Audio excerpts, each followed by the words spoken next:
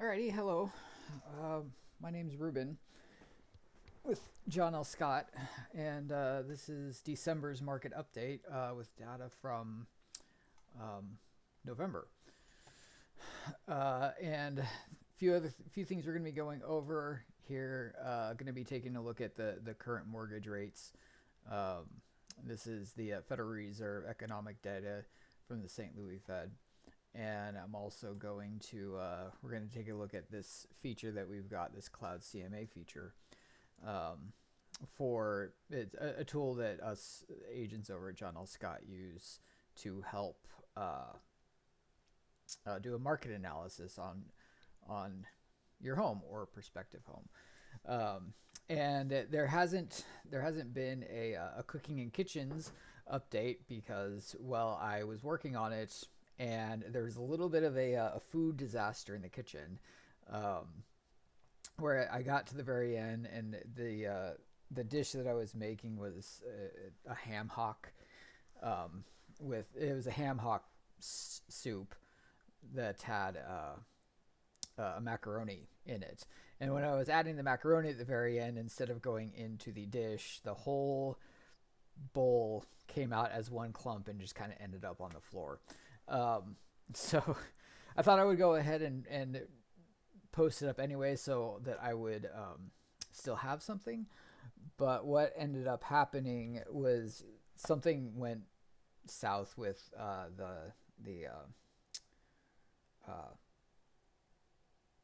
or the stove camera, the range camera, and I only had about half of the footage, so I decided to just go ahead and scrap it and because there's always next time. But the dish itself, it turned out okay. You really have to have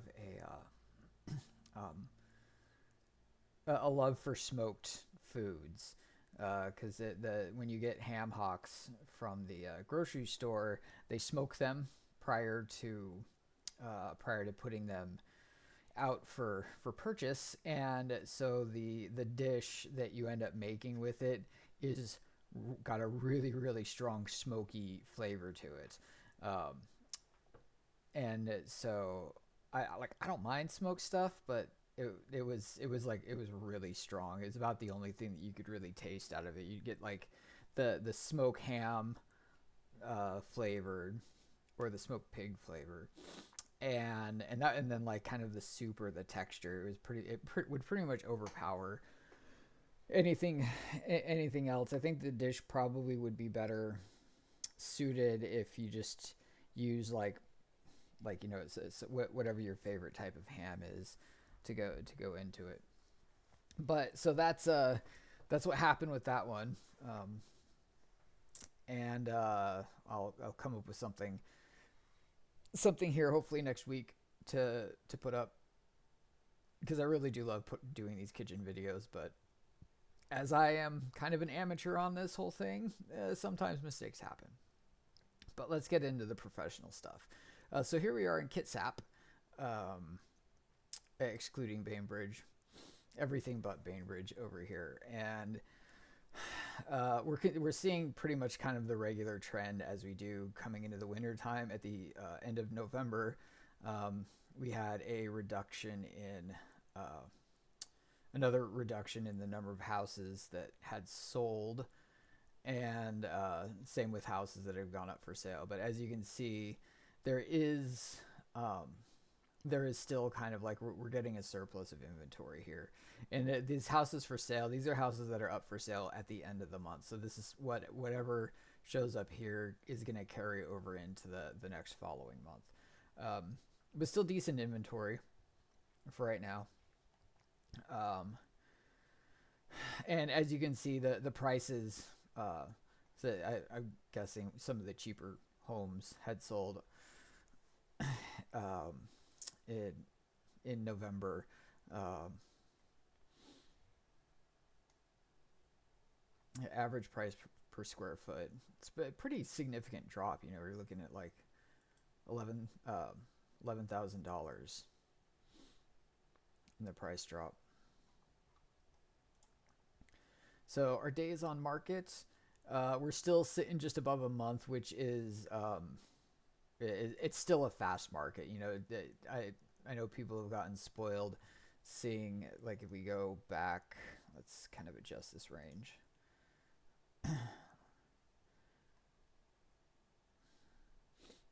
We'll go back the last 3 years and show chart.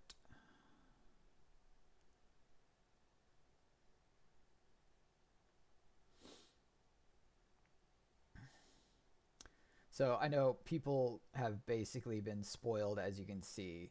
Uh, this is days right here. Uh, there, some of this stuff has been, or not days. I'm sorry, because this is, yeah, days on market. Sorry, yeah, days on market down here, and so you're looking at like 10, 15 days, just a couple weeks, and now we're coming up here into like the 30 to 35 range, 40 range. Last winter it was really slow, relatively speaking. Uh, Going back even farther,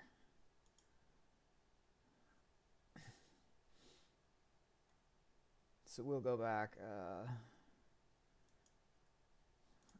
the last 10 years.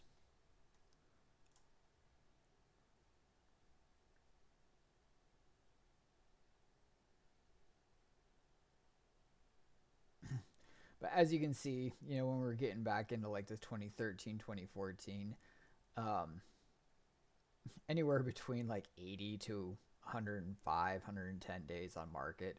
That was normal. That was healthy. We consider a healthy market when you're sitting around the 90 days on average to get a house sold.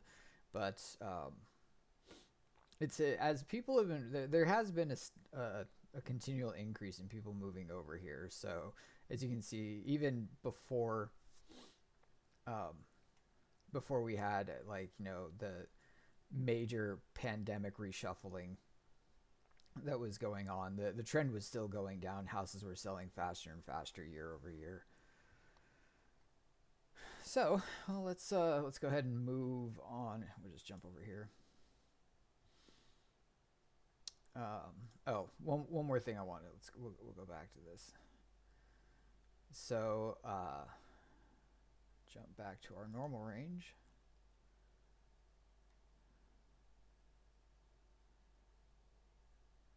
Last 15 weeks.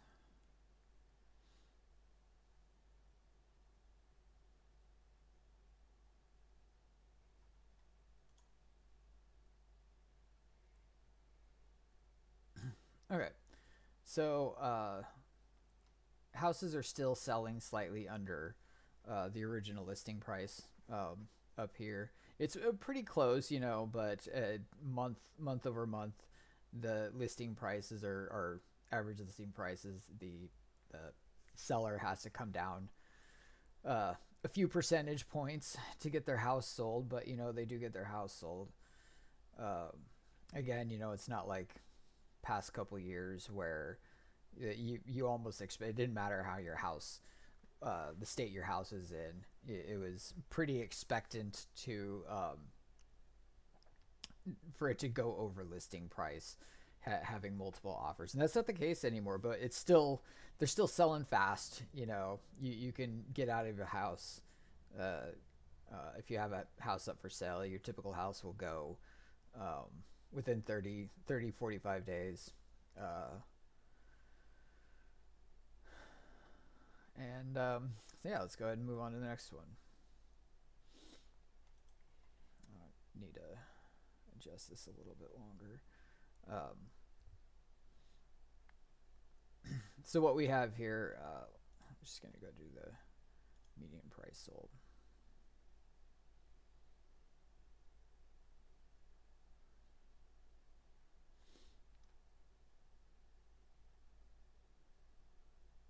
Wow, that's an interesting interesting kind of like whipsawing that we've got going on here. Um,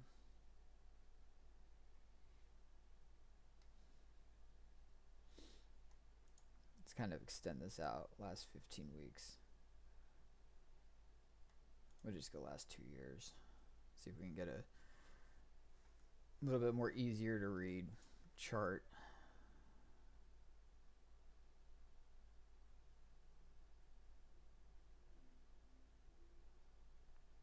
So, because that previous one was like week to week. So here we are at month to month. Um,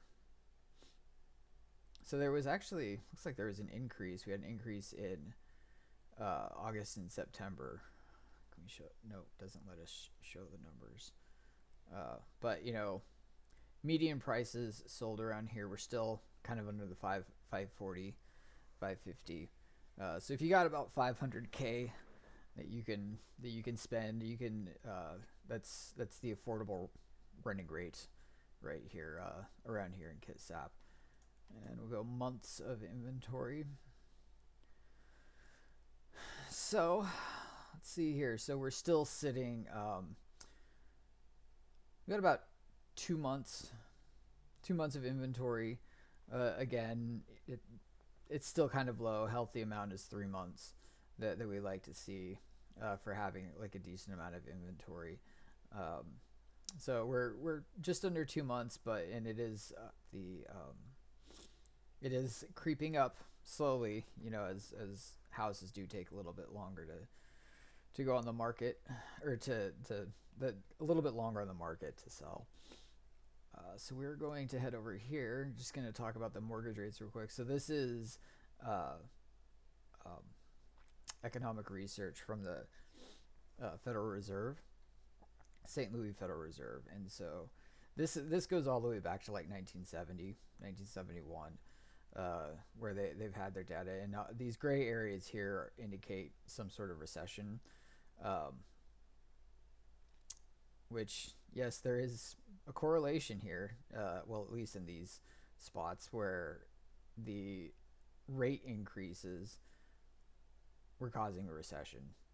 so no mystery on that one, but as you start getting, as these rates keep kind of creeping down and down and down and down and down, so this would indicate here that these recessions are for, well, various other reasons. So let's go ahead and zoom in, see where we're at right now. So we're at 6.61%. More.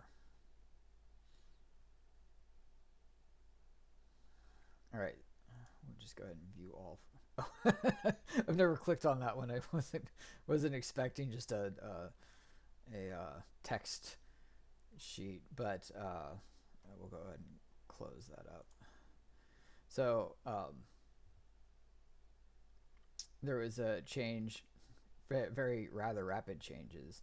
11:30, 7.2, 12:07. So 1 week later, they knocked it down,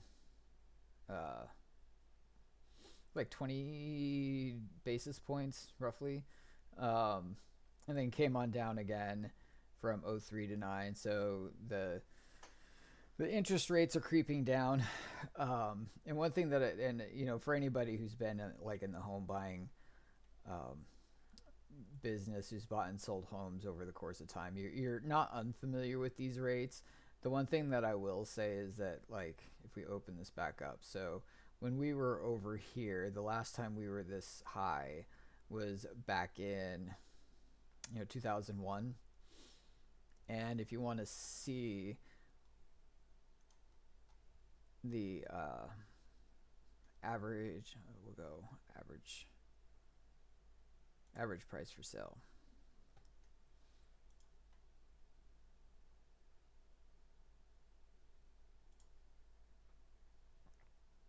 And let's go ahead and open this up.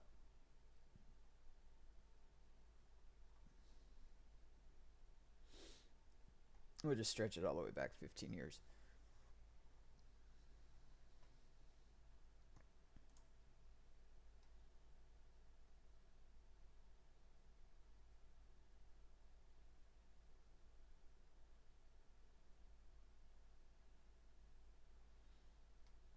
right, so if we want to go back to 2001, um,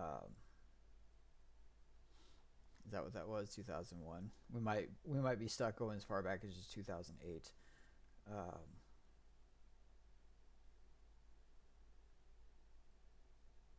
yeah, well, we're at 652 here, and this was July 31st, 2008, and right now we're at 6.61. So we'll go with that. So back at that time, if you let's see, houses sold. So if you were looking to get a house, the houses at the time were going for like under $300,000, so like half the price.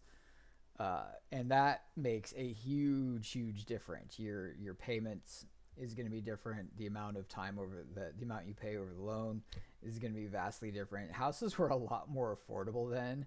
So we're looking at 2008 interest rates at 2023 prices, which does, it's good to see that they're coming down. But to be honest, if you're going to do something comparable, this has to come back down to like 3% almost, which we all know what the market was doing when they were down that low.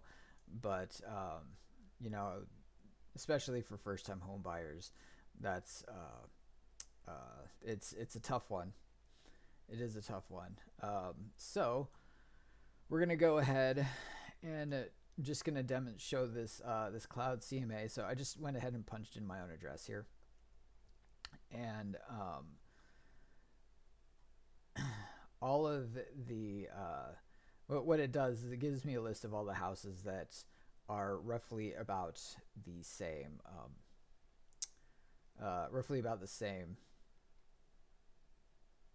types. 4 bedrooms, two 1.5, 2.5 baths, stuff like that.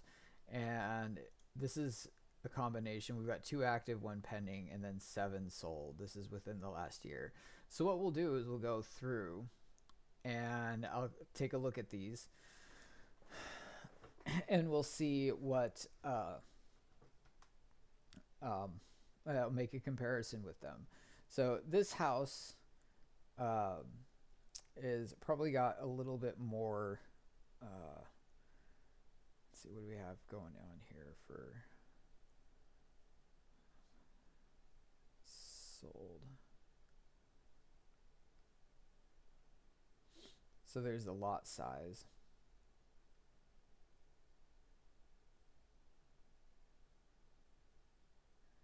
Style.